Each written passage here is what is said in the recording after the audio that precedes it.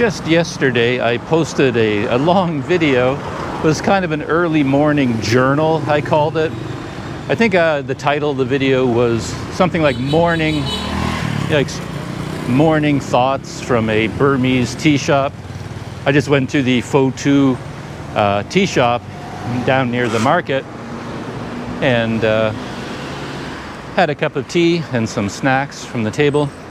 And I was just talking about all kinds of a whole grab bag of topics that popped into my head. And I noticed this morning there were about 25 comments that people left after the video. And I was going to fire up my keyboard and type out an answer to some of those comments. But just for fun and as a kind of my nose is so itchy underneath this mask. Yeah, just as a kind of a YouTube experiment, I thought I'd go for a walk and reply to these comments on camera.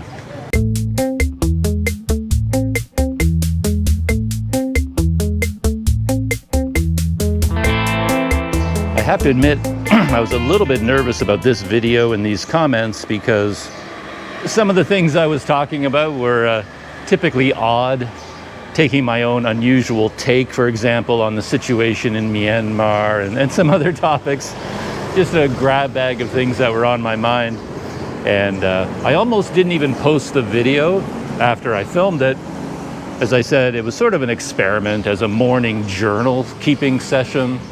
And but in the end, yeah, I just threw it up on YouTube, see what people think of that kind of style of video and the things that I say.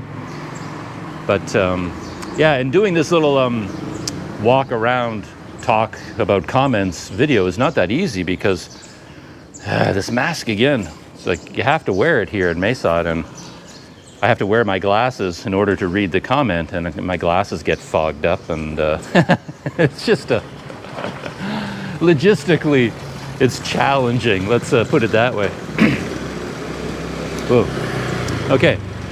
First comment from ST. He says, Doug, it would appear that the Thai and Burmese are early morning people. The characteristic hustle and bustle of Asia is clearly visible in your morning walk videos. Otherwise, I was wondering why the place is so empty. We don't see many people when you go out on your afternoon walks. And yeah, absolutely. It's one thing I've thought about in connection with Mae Sot quite a bit, is that when I do go out walking, quite often the town feels quite empty. But of course, in these early morning walks I've been taking, I have sort of been veering towards the market. And the market is the busy part of town. Like right now, for example, it's Sunday morning, and I just came from a Sunday morning market. And if you go right around the corner behind me, you'll be overwhelmed with people and traffic and stuff going on right there near the market. Here, I've gone 1 block away, and well, here's the street ahead of me. There it is, you know, hardly a soul to be seen. One guy on a scooter and a car, a little bit of traffic, but this is actually a busy road for Mae Sot. And I think all these people are coming and going from the market anyway, because I'm still sort of in the market neighborhood. But yeah, Mae Sot can seem pretty quiet sometimes, even to me.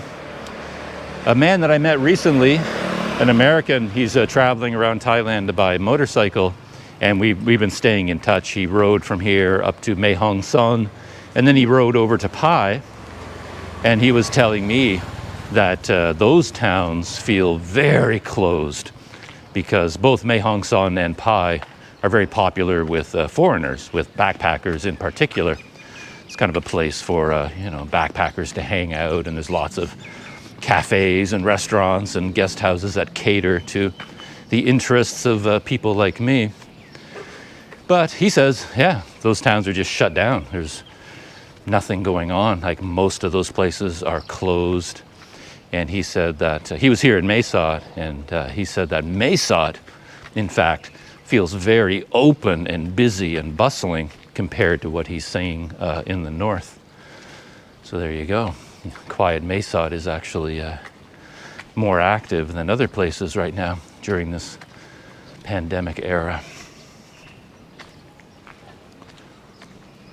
Oh, this is interesting. I come by this temple complex all the time. You can see some of the temple behind me. But this wall looks brand new. It looks freshly painted. Yeah, I'm sure it is, actually.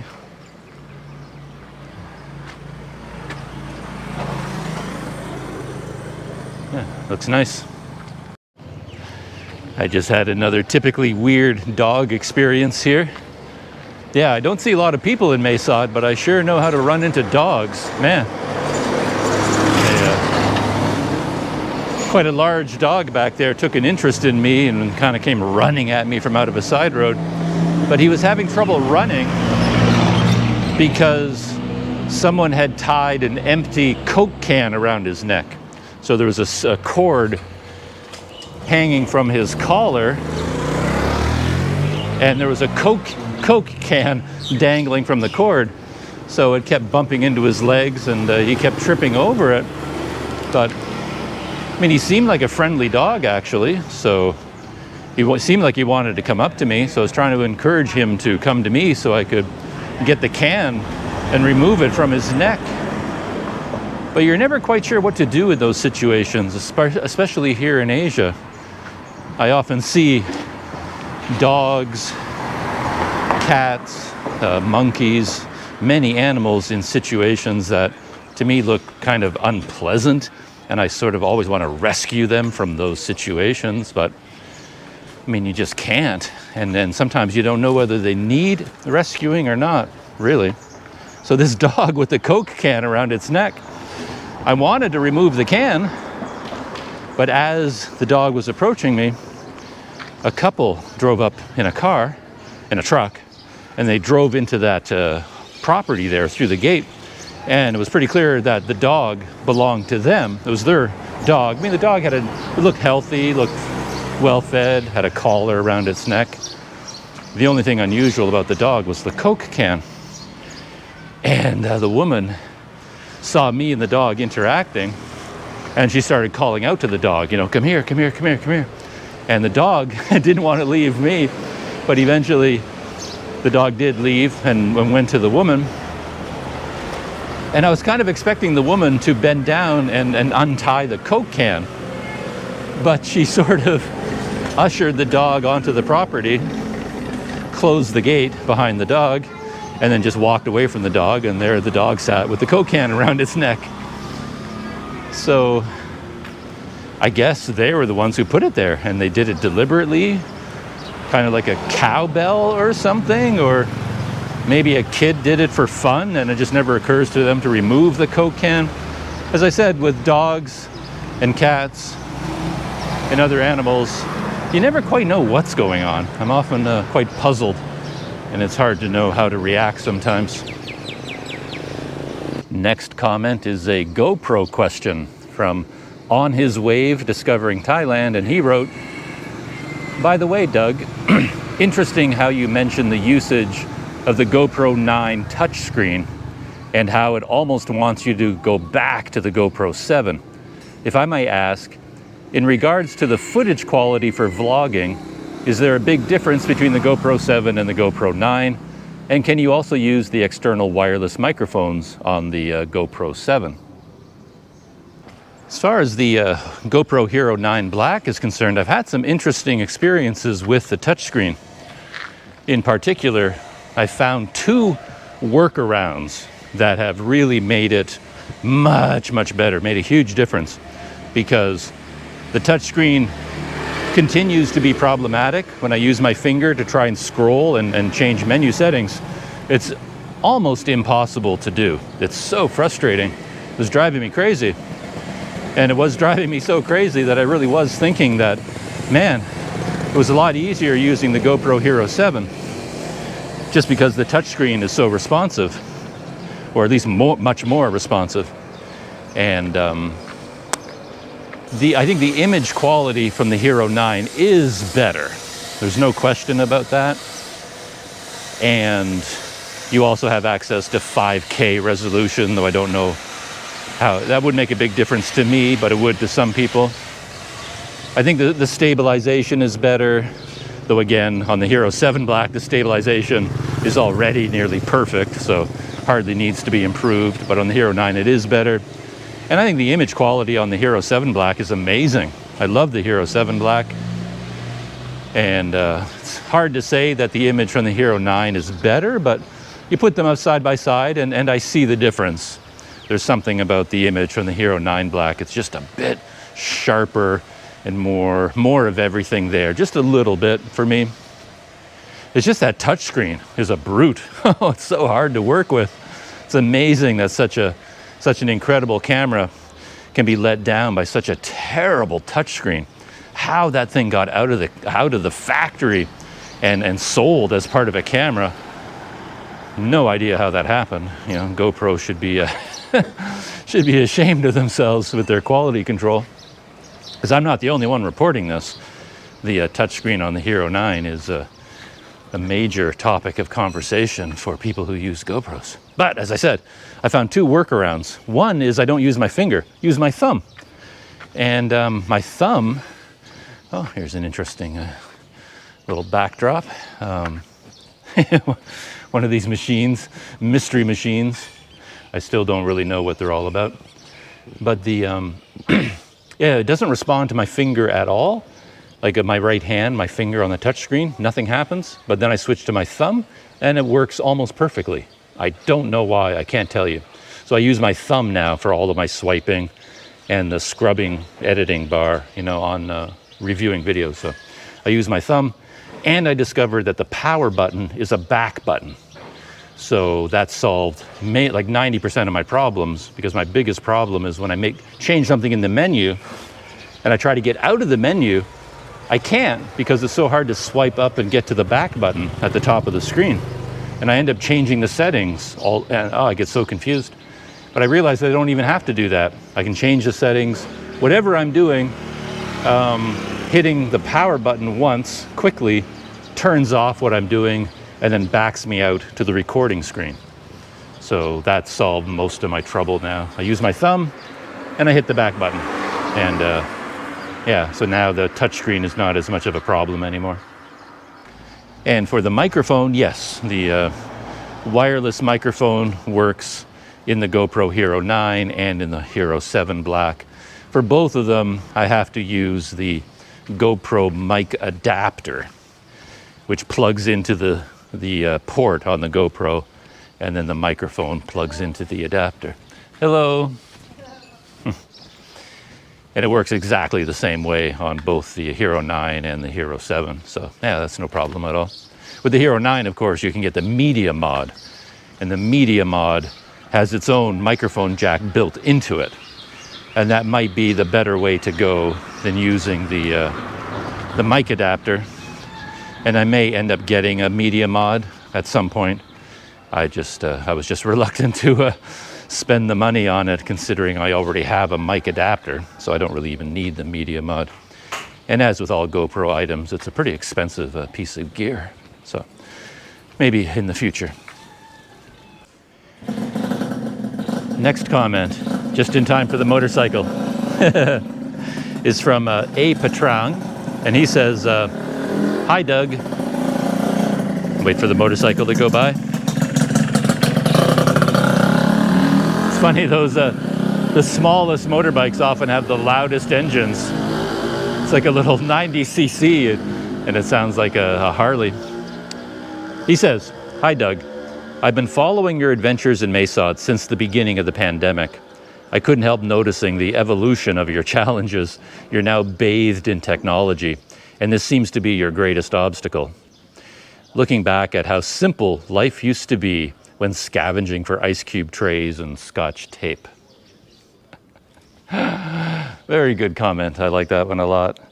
Yeah, it's very much true, of course, because particularly recently, a lot of new technology has entered my life. The GoPro Hero 9 Black, Panasonic LX10. My laptop died, so I started editing videos on a smartphone, and I had to use various bits of software to try and do that. and on and on and on. A lot of new technology. And new tech, yeah, it can be a double-edged sword. It's great. This GoPro Hero 9 is an amazing camera, but it takes time to learn how to use it, to adjust to it, new systems, new batteries, new chargers, new cables. One thing with the Hero 9 is I don't have an actual battery charger. And my brain and my body right now is like hardwired that as soon as I get back to my guest house room, I instantly take out all the batteries for the Hero 7 and put them into the battery charger.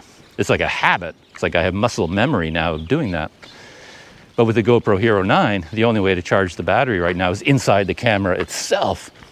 So I keep forgetting to do that because it's not part of my routine, you know, but I have to put the battery into the camera and then plug in the camera, and then it charges inside the camera. And eventually I'll buy a GoPro Hero 9 adapter, like battery charger as well. So that will be another, you know, technology adventure. I have to figure out where I can get one and how to get one and how to order. You know, it's a never-ending cycle where one piece of technology requires another piece, and that piece requires a piece, and then it seems like an endless cycle. Good thing I really enjoy technology. I mean, I love it. I love new toys and new gadgets and learning how to use them. But yeah, having said that, there's a limit to everything. And admittedly, right now, my life is way out of balance. It's like 90% technology and 10% life. And that's, yeah, no bueno, as they say. But I'm hoping, yeah, this will just be a short period of time. And eventually things will settle down. But yeah, I remember the days of searching for ice cube trays and Scotch tape. And that was the limit of my technology challenges back then. And people even had to help me do that. I couldn't even accomplish that on my own. So it's a good thing I have a lot of people helping me out. Oh, this is an interesting looking place. Good grief. I'm sort of walking through some neighborhood streets that I've never been down before, just to have something interesting to look at. And this is a place called Tempo Plus Apartment. Check this out. Look at that. It's an apartment building. It looks sort of has sort of a bachelor pad feeling to it. Like people who stay here, they're not family people. Like a very simple life being led here. But look at that, no windows. Nothing but doors. There's no windows on the front. I didn't see windows behind. I didn't see windows anywhere. Yeah, it's almost like a motel. They have the door, the lock on the door, place to park, and then a laundromat over there on site, and that's it. And I'll bet you 95% of the people in here are bachelors. Yeah. Interesting place. Oh, well, since I'm here, I thought I'd put Temple Plus Apartments in the background. And I know I'm really in the shade here, but I need some shade right now. The combination of the hot sun and this mask is just wiping me out this morning. I can't function. I'm sweating and my glasses constantly fogging up. So I'm sort of sitting down here for a minute. And this comment is apropos, coming right after a patrang. Because Dustin Hue, I have seen small remote controls that come with GoPros. It will help you with settings easily.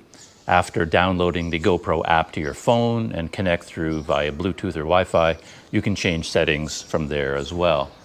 You can also update software of your GoPro camera via phone as well. Also, your phone can be your remote control, and you can take photos and see yourselves on the phone. I would like to see you make a video about this experience. Just a thought. Really enjoy all your videos about reviews of cameras. Thanks. Yeah, I actually have a remote that came with the GoPro Hero 3 Plus that Armando sent me. And I tested the Hero 3 remote, and it actually works with the Hero 7 Black, which I had no idea it could do. And I've used it from time to time. But to be honest, I keep forgetting about it.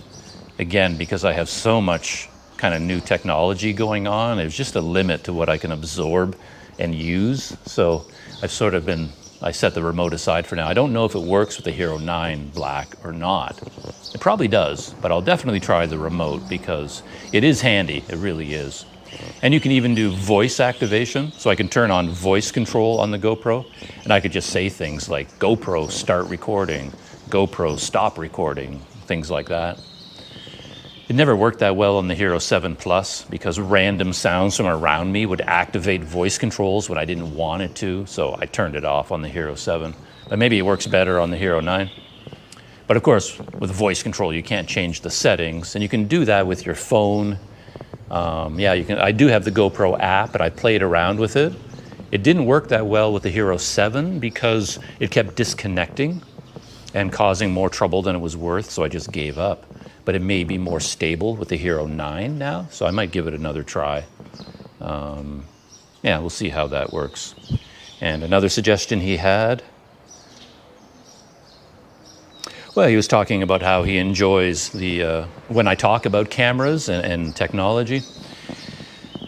And I have a thought in that regard. I've been thinking seriously about starting a second YouTube channel and have it dedicated only to technology, because I'm sure a lot of people might tune into my normal, YouTube channel, and they, naturally expect to see some kind of a small adventure about living in Thailand.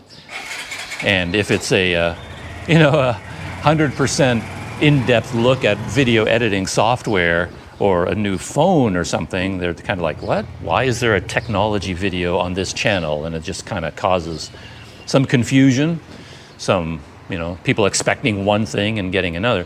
So anyway, I was thinking about starting another channel, and if I did do a video that was just completely focused on features of the GoPro Hero 9 Black or something, I would put that video on that channel and then leave this channel for more small adventures like I usually have, exploring whatever country I'm in. And my idea has gone further than that because I often want to talk about movies and TV shows as well. And that often doesn't seem to fit into what I'm doing on this channel. So I was even thinking of starting a pop culture channel and a technology channel. And then this one would be more of the, vlog channel. And yeah, I've been thinking that through, and I think I will end up doing that. And I'm thinking about how to structure that, how to name it, and I have an idea for how to do that and have all three channels sort of under the same kind of package. Anyway, I'm thinking about this, and I'll probably end up doing it. Certainly run across all kinds of interesting sights as you wander around. That dog is still barking at me. He won't stop. But here's an abandoned piece of property of some kind. I wonder what used to be here, because that bench, was this a home at some point? Whatever it was, it's not that thing anymore. It almost looks like a piece of installation art with those walls smashed out like that. Actually looks very cool. But yeah, you don't want to go wandering around in there. Quick question and answer. Roderick J. McDonald, he writes, a sudden dumb thought occurred to me. Have you been deleting the files in the trash of your phones? And it's not a dumb question because I was thinking about that the other day, and I went looking to see where all this trash could be, and I couldn't find it on my phone. I wasn't sure. I wasn't sure how to do it. It was like, on a computer, you know where your trash can is, but on Android phones, file management, oh man, this mask is driving me nuts this morning. I can't handle it. Yeah, with file management on Android phones to me is really mysterious. I never know where anything is half the time, and it's really hard to organize it. It's not the same as being on a computer where you just create folders and put files in folders and you know where everything is. Android has mysterious ways, and I don't really know where the trash is on my phone. Does it even have a trash? Yeah, I have no idea. In response to my thoughts about soldiers in the military in Myanmar, Alan Corder Thane wrote, all of the soldiers are brainwashed. They extremely believe that they are patriotic, and all the people are considered as terrorists. And I'm sure, I mean, I'm the last person in the world to be pontificating on anything to do with the realities of life, politics, and the military, macroeconomics. I don't know about any of that stuff. But there does seem to me to be a kernel of truth in what he's saying, because, of course, soldiers undergo training, and a soldier that thinks for himself is not very useful. So I think basic training, if I can believe Hollywood movies anyway, the basic training of any soldier involves breaking them down, making sure they don't have their own opinions, and they basically follow orders and do what they're told. And in any country where there's disagreement with the government and the military, I'm sure part of that training would have to be convincing them that they are doing the right thing and that they are defending their country against bad people. Yeah, I'm sure that is part of the training. How effective it is, I guess that's another story. A comment from Simoon Uy. Man, you have to find a quieter place. That man shouting is a distraction and downright annoying after a while. Yeah, again, I hear you. He's referring to that tea shop where I went for tea and where I was recording that video, because there was a man who worked there who shouted a lot. He shouted everything. Shouted welcoming to guests. He shouted their orders. He shouted He was just shouting all the time, and I could barely hear myself think. And a lot of that shouting ended up being recorded by the GoPro. But part of it as well seems to be the way the Hero 9 Black, not to go off on a technology tangent, but I will. Part of it seems to be the way the GoPro Hero 9 Black interacts with my microphone, the Rode Wireless Go. It seems to pick up and record a lot more background noise than the Hero 7 does. On the Hero 7 Black, I could be in very noisy environments, but it just seemed to, in the combination of the Hero 7 and this microphone, just seemed to filter out most of the background noise and focus on my voice. But I've noticed that since I started using the 9, a lot more of the background noise is bleeding into the videos. And I've been fiddling around with various settings to try to fix that. But there's nothing that I can find. I talked about this on a video. Not sure which way to go. I guess I'll go this way. That the problem might be that all the microphone menus on the Hero 9 Black, they're all frozen. I can't get into them. They're just locked into place. So I think there's something wrong with my microphone settings. And it's just one more technology issue I haven't been able to fix yet. I haven't had the time. But I think what I need to do is reinstall the GoPro operating system, and maybe that will loosen up the menus, and I can actually get into the audio microphone menus, because right now I can't. So I don't even know what settings are in place at the moment. But yeah, there's a lot of background noise in that video. It was really annoying for me too, just listening to the video. I wasn't expecting it to pick up that much of that guy's shouting. It usually doesn't, at least not with the Hero 7. Wesley Jeff writes, "Hi Doug, just wash your glass over the tap of water and the ants will be washed away. Just my 2 cents. Cheers." And that comment is in response to, I was telling this dumb story about how ants keep running back and forth on my glasses as I'm trying to do things, and I can't get rid of them. They're so hard to brush off your glasses. So he's saying, well, just take them to the tap and run water over your glasses, and then away they go. And I do that from time to time when I finally have had enough and I can't get rid of the ant any other way. I'll just go to the tap and blast water at my glasses and get rid of the ant that way. But the thing is, 10 minutes later, a new ant shows up. They're just kind of everywhere. These little ones, they're like microscopic. Couple of things to note about the neighborhood where I find myself in. If you haven't been to this part of the world, and I assume most people watching my videos have already been here and they know everything I'm talking about anyway, but just in case there's someone who never has been here, one of the interesting things about being in this part of the world is how open things are, especially compared to, say, life in Canada. So right behind me, for example, there's 2 metalwork shops. So here's one right behind me.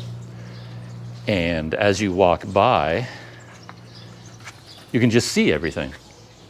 So, there's all the machinery they work with, the lathes and electric motors and vices. Like, who knows what all this equipment is, right? I don't know.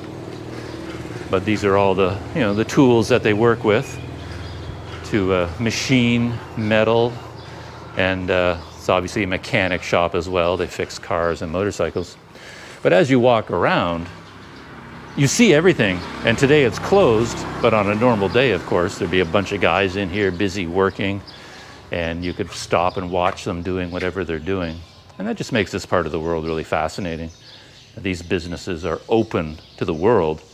In Canada, this would all be taking place buried deep inside a warehouse, behind closed doors and security barricades, and you never see anything. But in Thailand, you often see almost everything. And then you see interesting things. I got a couple of roosters back there. And the other thing I noticed in this neighborhood is this place right across the road, Gym and Fitness Club. And these places, man, they must have been hit so hard by the pandemic, because they haven't been able to be open, right? For months or a year, who knows how long. But how in the world, think of these poor business owners. So many of them must have been completely wiped out by the pandemic. They just don't have customers because they can't open. Yeah, tough time for them. The next comment is a compliment, so I will read that with pleasure. From Suresh Tamang. Hello, Doug. I have been watching some of your earlier vlogs, and the interesting point about your vlog is you are very particular and articulative about the subjects you are narrating. Oh, thank you, Suresh. And to be honest, it is something that I'm aware of. Not that I'm particularly articulate, but I appreciate articulate speech, and I appreciate good grammar and good spelling and using the right words, precise words. I notice it in other videos on YouTube if someone is articulate, or particularly if they are not. And it's something I appreciate, precision and accuracy. And as I slowly run out of words and sound less than articulate all of a sudden. But if I do come across as articulate from time to time, and yes, I'm happy about that. And thanks for the compliment. And a comment from Self-Reflection. I enjoy listening to your early morning thoughts.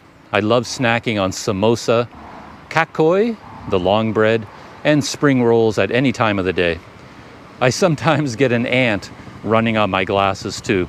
You can effectively shake them off by knocking your glasses on the table. I don't know about the advice for ants, because I think I've tried every technique, including tapping the glasses and blowing on them and swiping at them. Because maybe even if I do manage to dislodge that particular ant, before I know it, there's a new one on there running around. It's just sort of an endless process. The weird thing is I don't see them around me. It's not like there are ants all over the place. I don't ever see them. It's just that I'm sitting there doing whatever I'm doing, and then out of nowhere, zoom, zoom, zoom, there's another ant, tiny, like microscopic one, running back and forth on my glasses, and I don't know where they're coming from. They're so tiny, I can't even imagine the journey they went on to get up here, because they had to come from the floor, climb up the bed, across the mattress, over my body, up my body, onto my head, and onto the glasses. I mean, that's like, for an ant, that's like going around the world. So I don't know what's so fascinating about my glasses to draw an ant there so consistently. But they're always there, even after I get rid of them. More importantly, I'm glad you enjoyed my early morning thoughts and reflections. As I said, it was kind of an experimental thing with YouTube. Instead of writing in my journal in the morning, I just grabbed my GoPro and thought, well, why not just go for a walk and chat into the camera and see how that feels and see whether it's a worthy content for YouTube. But I enjoy doing it, absolutely. You know, I've been a journal keeper my entire life, whether it's a written journal for myself, whether I'm writing letters or emails to friends of mine. And I've even recorded journals on cassette tape. And then now I guess I'm sort of recording thoughts on video. The next stage of journal keeping. I was getting very hot as I was outside walking around, so I decided to duck into, of course, a coffee shop and cool down for a little bit. And this is a place, it's near my neighborhood, near where I live. And I walked by this one a million times, but I've never actually come in before. This is my first time. Let's pop outside. I'll show you the name of this place. I can add it to my collection of Mae Sot coffee shops. It's called Aung Tong. And let's see if I can get the sign in. So there's the sign and the logo for this place, Aung Tong. The logo is an owl. And you can see from the outside, it's actually a quaint, nice little place. It sits on the corner here. Busy road right there. But they have a nice bench here, you know, out front, so you could sit outside if you wanted to. Yeah, nice wooden architecture. Open daily, 8 a.m. to 8 p.m. And then here's the inside. And they have kind of balcony seating up there, but I'm not quite sure how you get up there. I guess you just go through the door in the back, and there must be stairs over there. There's the coffee preparation area. And yeah, they have a nice sofa. Oh, look at that chair. I have to try that out in a minute. And then on the other side of the room, yeah, there's the seating over there. Table, another table over there. So here you are, Aung Tong Coffee. And one thing I noticed when I came in, there was nobody here, and I waited for quite a while, and I was almost going to leave. And then I spotted that sign that said, please ring bell for service. And then I couldn't find the bell for the longest time, but then I found it right here. So you press that bell, rings a bell in the back, and then and this lovely young woman came out to help me out. So I'm going to finish responding to some comments sitting here inside Aung Tong. And maybe I'll even try out this chair right here. Well, I'm going to go take a look at the upstairs for just a quick second, get the full tour. Oh, okay. Here, here are the stairs.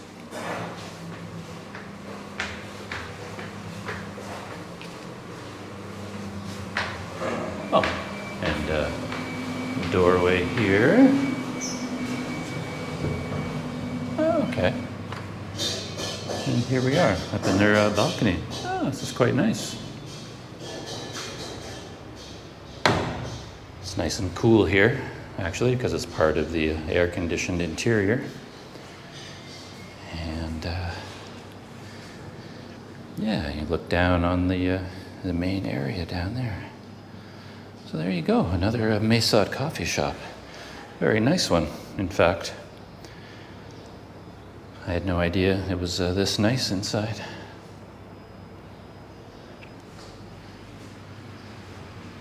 And there's the name of the place again, Aung Tong. And it looks like they have a restaurant. This might actually be part of a restaurant up here. And they have a menu. Yeah, fried Vietnamese pork sausage, jasmine rice and minced pork. Yeah, all kinds of fried rice, noodles and spaghetti, soups, salads. Yeah, healthy food. Yeah, all kinds. Look at that. So this is a full service restaurant up here as well. And I wondered about that because when I came through the stairs over here, I could hear kitchen sounds, and it really smelled like a kitchen right there, you can see. Yeah, so yeah, they could prepare food for you here as well. Let's head back down.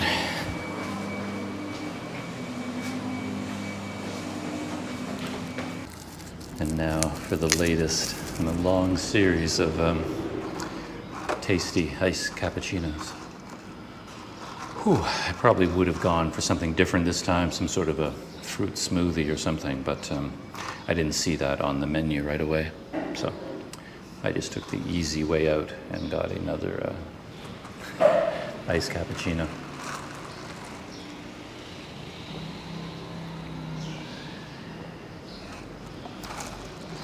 Nice, yeah, nice smooth coffee flavor. But again, I'm so hot and thirsty right now that anything I put in my mouth would taste delicious right now.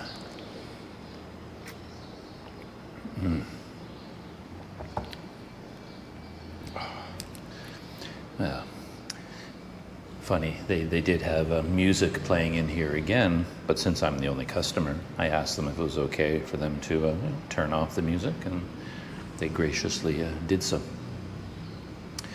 Next comment is from Kitten as Trophy, and I really rely on Kitten as Trophy to tell me about Thailand, because she, I believe it's a woman, she is from Thailand, lives here, and just knows a lot, knows everything about Thailand. So whenever I'm out wandering around and I'm thinking out loud questions about everything I see, like what is that, and what is that called, and what does this do? Kitten as Trophy always helps me out.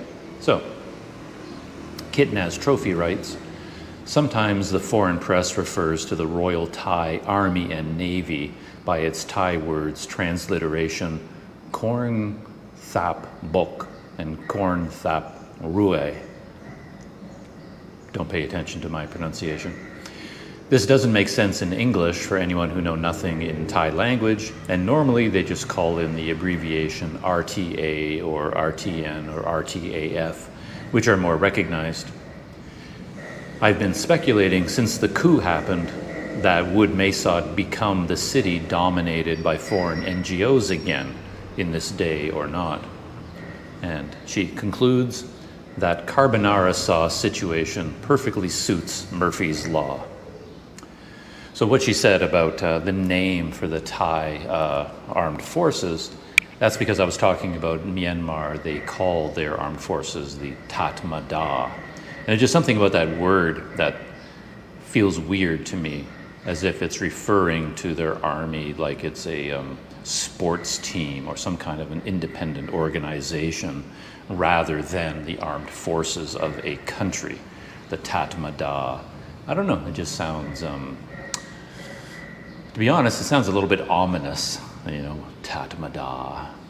It has this sense that it's an organization separate from the country because it has its own name, its own identity. You know, and I just found that interesting. And I guess she's saying that in Thailand, you know, perhaps there's something similar in that the Army and the Navy has names. But again, I don't know how those names would translate into English. And she's wondering what will happen here in Mae Sot, you know, if the situation in Myanmar deteriorates further and there's another flood of refugees into Thailand. It kind of makes sense that international NGOs would come into this area and establish offices and operations here, and maybe, yeah, there'd be a lot more NGOs operating here in the near future, assuming there's you know, the situation in Myanmar continues to worsen and refugees cross the border. And for the carbonara sauce being Murphy's Law, my whole life is Murphy's Law. You know, that whatever could go wrong, will. It just seems to be that way. But luckily, in my case, the things that go wrong do tend to be the little things, so I honestly cannot complain. Little things go wrong all the time, as in this case, I bought some cans of pasta sauce, carbonara sauce, and when I got them back to my guest house room, one of them I found was open, and I couldn't be sure whether it had opened just recently or had been open for months, and therefore the food inside would be spoiled. I couldn't tell. But this idea of going out deliberately to buy carbonara sauce, bringing it back to the guest house, and then finding that the can is open, it's like, yeah, that stuff like that happens to me all the time. But at least that's a little thing, and it doesn't matter. But so when it comes to big things, knock on wood, those don't tend to go wrong for me. The little things go wrong, so Murphy's Law applies for little things. But as far as the big things, I've avoided most of the tragedies of life. So yeah, I can't complain. Murphy's Law has been kind to me.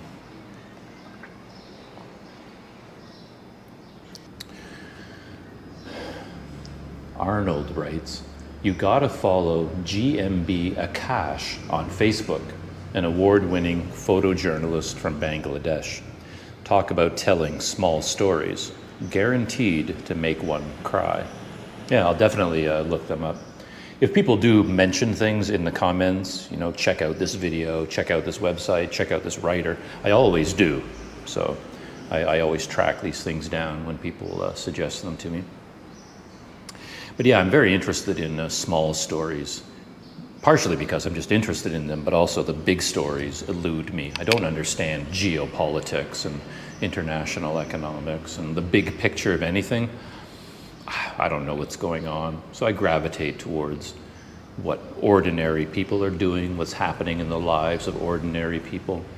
And even for this YouTube channel, I've always had this kind of urge to tell the stories of the people that I meet as I'm wandering around, even here in Mae Sot. But of course, to do something like that requires a real commitment and integrity and purpose, and I don't really have a whole lot of those.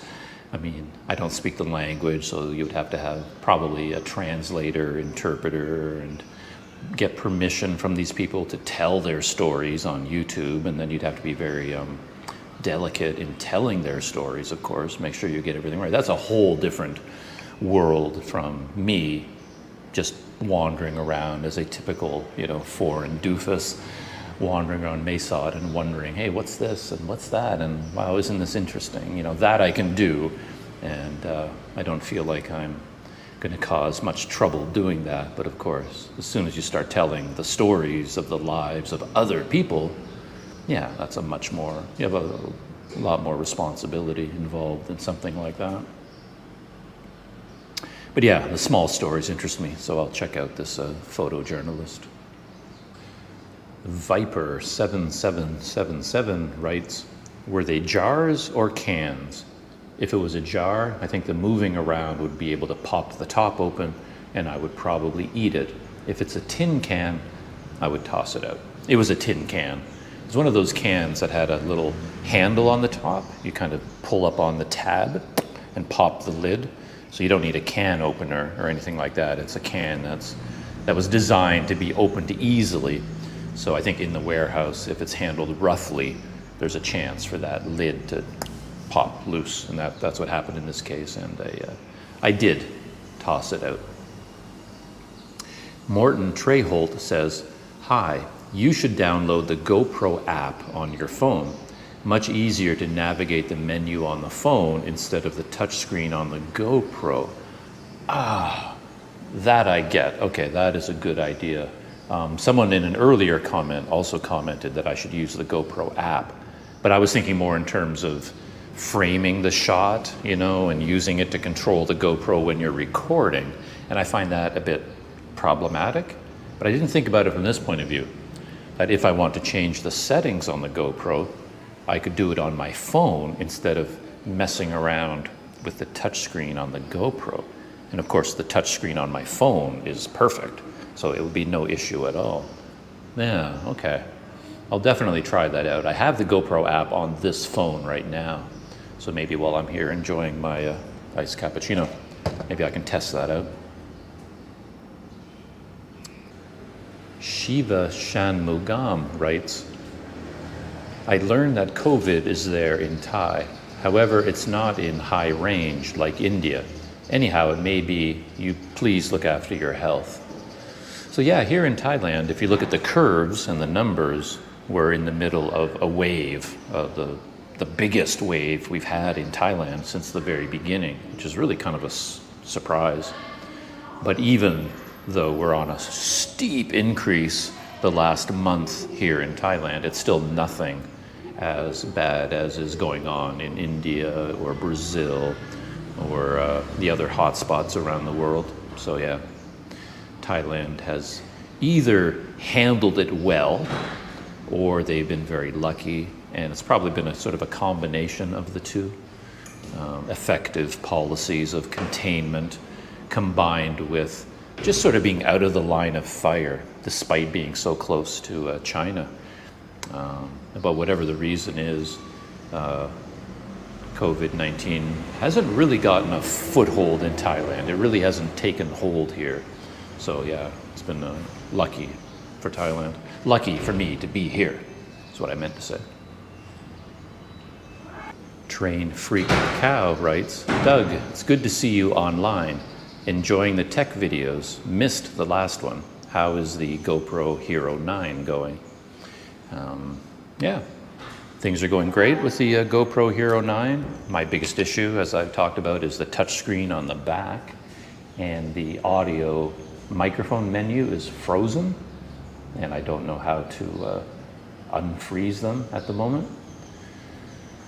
And I'm getting used to the menu system. I'm getting used to the controls, and I love having the front screen on the GoPro 9. The main issue when I first got it was that I didn't have a proper cage for it to put in the GoPro mic adapter. But since then, I've purchased a cage. So now I have my usual setup with the Rode Wireless Go and the microphone adapter plugged in. So yeah, everything's going great with the GoPro Hero 9. I usually have both GoPros going at the same time. So I'll have the Hero 9 going and then the Hero 7 as well, the two cameras, particularly when I'm on the scooter. So the combination of those two cameras, yeah, it's working out really well. And Roderick J. McDonald has a thoughtful comment that he left. He writes, the sort of iniquity at work in Myanmar is mysterious to me. No doubt there are other complicating factors I am unaware of, and the military generals justify their actions with these. But I cannot understand why some people want power and wealth so badly that they acquire them upon the cadavers of their compatriots. We see this in Nigeria, where some politicians grow rich by diverting pension funds. That sort of behavior is hardly a novelty in Africa. In the Philippines, some are absorbing the lockdown relief funds that are supposed to go to needy families. However, the Myanmar situation is extreme. The military is used to make a small number of people incredibly wealthy. As has often been the case historically, unfortunately, religion was used to legitimize the regime. I guess we should stick to your daily adventures in Mae Sot. Yeah, a lot of food for thought there, but it does tie in fairly well with my own overall perspective that I'm continually astonished and interested in these big situations like what's going on in Myanmar, the military, what their strategy is, why they're doing what they're doing, what the broader geopolitical international implications of it all are. And that is all kind of interesting, but it really is beyond me. And then when it comes right down to the level of the individual, that's even more beyond me, because I'm pretty sure it's not something I would ever do. I don't know, if I were in government, I know I would be an honest government worker. It would never occur to me to divert funds from a government program into my own bank account, or to somehow embezzle money from a company I worked for. I don't know, it's just not how my brain works. I don't have interest in wealth. I don't really want to be rich. It's never something that occurred to me. Never wanted power. So yeah, I just don't understand anyone who is in a position of power and then would use that position to benefit themselves at the expense of the people who elected them, or the people they're supposed to be protecting, if you're in the army. Yeah, I don't get it at all. How do you live with yourself? How do you have respect for yourself if this is how you live? But all of that is so far beyond me that I tend usually not to think about it too much or get involved in it. And as he says, I guess we should stick to your daily adventures in Mae Sot. And that's kind of where I end up settling. The world has existed for a very long time. I don't need to fix the world, I guess. I couldn't if I wanted to. Does the world even need fixing? I don't know. So I tend to focus on my immediate surroundings, what's around me, and my own small adventures, I guess.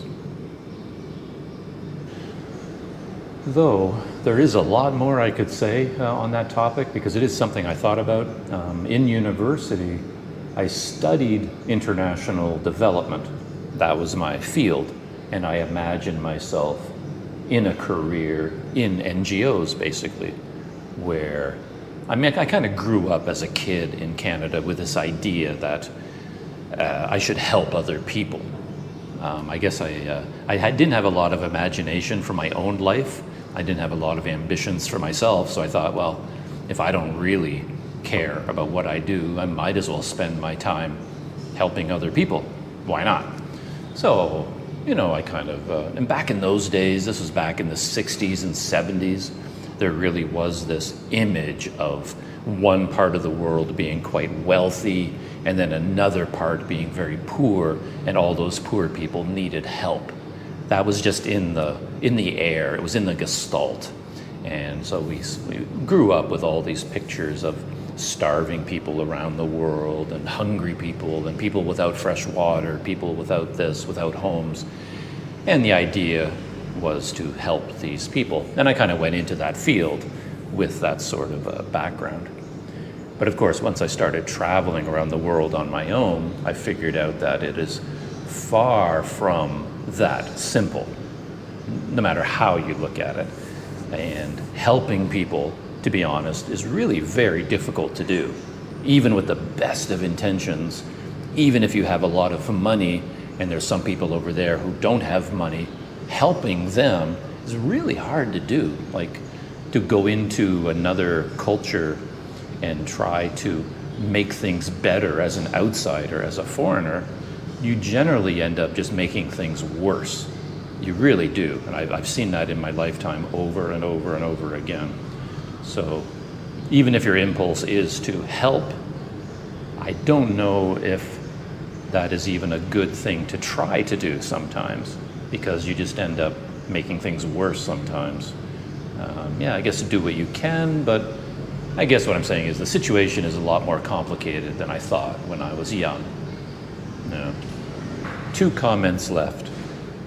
Daniel Risto writes, "How's the COVID breakout there? Looks quiet." Yeah, big question. I haven't really been keeping track of the numbers and the pandemic as much as I used to at the beginning. It's just become exhausting, hasn't it? I'm not online every day tracking the numbers and looking at the graphs and reading all the newspaper reports. But basically here in Thailand, we are in the middle of a spike in the numbers of infections, which has resulted in a new wave of sort of travel restrictions and closures and lockdown and mask policies and these sorts of things. And somewhere in Bangkok and around the country, the authorities are gearing up for vaccine distribution and registration programs to get the vaccine. So things are happening, but it doesn't seem to dominate day-to-day life here. The numbers are not so high that the whole country is, freaking out or going into lockdown or anything.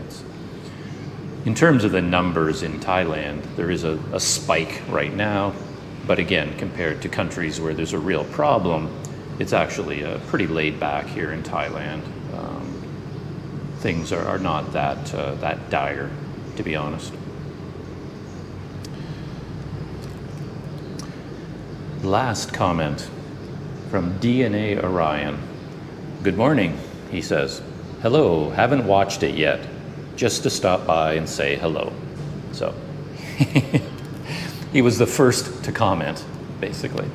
But instead of saying first, he just said, I haven't watched the video yet. I just wanted to say hello and good morning. So hello and good morning to you.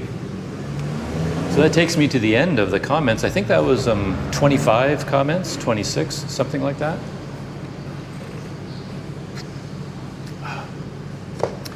To be honest, I don't even know whether I will post this video or not. It feels like I went on for far too long, as usual, and it would end up being a very long video. But we'll see if I review the video and put it together and it's not terribly long and doesn't take a huge amount of time. I will put this together and toss it up as a reply to comments video. So, from Mae Sot and from the Aung Tong, there it is there, the Aung Tong coffee shop. I'll see you in the next video.